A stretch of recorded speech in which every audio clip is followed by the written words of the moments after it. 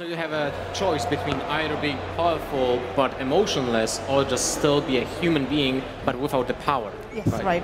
And that's an interesting choice that you have to make during the game. Yeah, right, it has many consequences. Yeah, the main thing we wanted to produce is to give you the freedom. Yeah, freedom. The choice is what you faction you join, yeah, because it's a big deal in the game. You join a faction. Yeah? You are in the first hours. You are banned from your own faction, the Alps, who consume these ELEX a lot, and then they have no emotions anymore, but strong magicians, and they want to. Take over the world itself. So, and want to get the next step in evolution and so on. They are more the bad guys of the world, yeah. And you were one of them, and now you get the first time in your life you get emotions, yeah. And so you are you're facing the three people you once fought, and therefore you have to choose which way to go. And we have a science fantasy universe and a post-apocalyptic world, yeah. And that means we have a medieval faction, we have outlaws, more like Mad Max faction, Mad Max style, and the sci-fi part we call the clerics, and so the mixture of all these things is all about. All right, well, that sounds interesting. Carnage, yes. Are you taking ELEX? I'm taking it in. I just keep thinking, like, what would I do if I had a chance to either become like a superhuman or have no emotions? I'd just get rid of those emotions. Yeah, because I'm practically emotionless anyways. Exactly. So right. So I think the world that we live in is pretty much in that direction too. So I'll just become superhuman. What an interesting game. What an interesting concept. Is this? Was this a game before that's being picked up and remade? This was a game that was being worked on before, right? And then now being re-released almost, right? No. It was the idea of the game in our minds. Well, 10 years ago. 10 years ago, yeah, right, yeah. But it was only an idea. Okay. Yeah. We are Piranha Bytes, and we are a small company from a German region we call Ruhrpott. Yeah. Ruhrpott. Okay, yes. all right. And it's Ruhrgebiet, and so we. Produced the Gothic series, yes. as you might know, and the Risen series, yeah.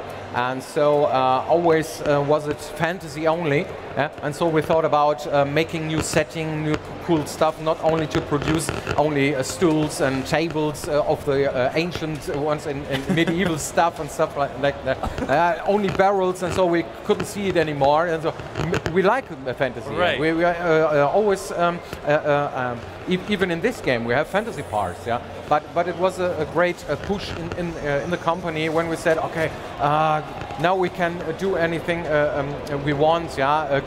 Broken cars and stuff like pump guns and chain swords and stuff like that, and then we had really fun to make this kind of game. So you were just keep on doing the same thing, and you're like, what else can we do?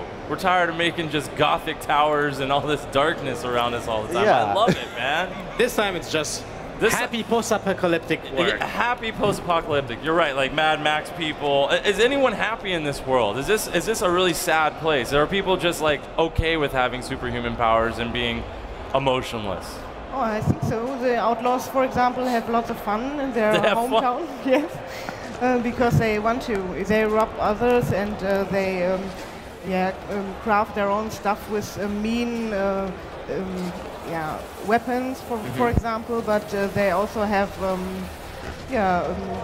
nice bars, for example, and some kind of drugs. We call them stims, that push their abilities, and they can have fun. Good. What is the main quest of the game? What is the main story? What is it about? What it means to be human, yeah. Okay. Because it's not only the good and evil stuff, yeah, as we in the past did, yeah, the same, yeah. It's more like, are you a rational machine guy or are you human? Human Pascal. You have emotions, yeah. And when you only think about rational decisions, yeah, it doesn't matter if someone dies because that or something else, yeah, or you are a really evil guy, or you have empathy or something like that. That's more the human part of the game. Yeah? And so it's very interesting to see how the players decide their way through this game. Yeah? We have multiple endings here. Yeah? Every main character has his own opinion about what you do. Yeah? And in the end, even when you end the game, after the credits, yeah, we have an end game, yeah, and you can go to every main character you met in this game, yeah, and ask him about his opinion about what you did and what next, your role in the world and stuff like that. Yeah. There's a lot of storytelling, yes, including every single time you play the game. That's super cool. Yeah. Wanted to ask about any other features that the game has that's something that is unique, or maybe something that you're very proud of the game. Yes, many things. So it's a really, really huge game. It's about 1.5 times bigger than Gothic 3, for example. And that was a big one. Yes, it was a big one. There are many different countries and climate zones in the continent. You can explore everything, every cellar, every country without any loading zone at all. And you can explore it with a jetpack. Oh. Yeah, so it's we call it vertical exploration. If you see a point, you can reach it. And this is very interesting and makes a lot of fun. Another special feature we have is, we call it simulated game world. There are games where are hubs where you only can talk to somebody and not fight. And there are hubs in those games where you only can fight but not talk. In our game is one big game world. Yeah? That means you go into a city, and when you commit crimes or something like that, yeah, they remind that, and they report it to their leader. Yeah? We call him the Punisher. Yeah? And so he says, okay, you have to pay for your crimes here, and, or else. And or else means that you are forbid to trade. Yeah, it goes so far in steps, yeah, that they send a headhunter after you and stuff like that. It's a very free world. Yeah, you can every NPC in the world could be the first one you meet there, and you can choose your own way. Though we tell a story in 4 chapters, yeah, and it's all embedded in this main story. Yeah, many dialogues you can have there. We have almost 300,000 spoken words in there, and so yeah, that's really impressive game. Yeah, it's really impressive. It will take a lot of time to complete that.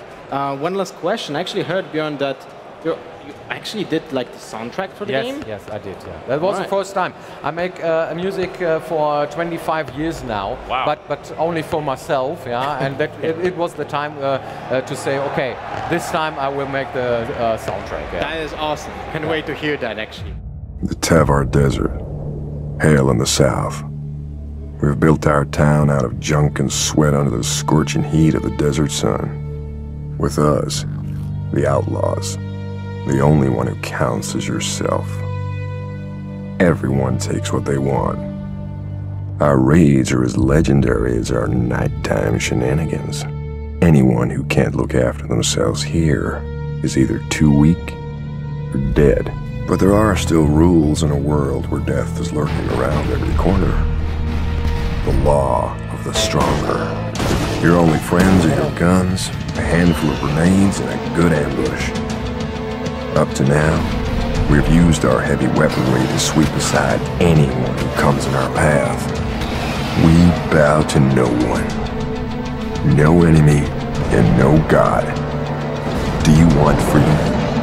The heady rush of success? Is your fist your magical power?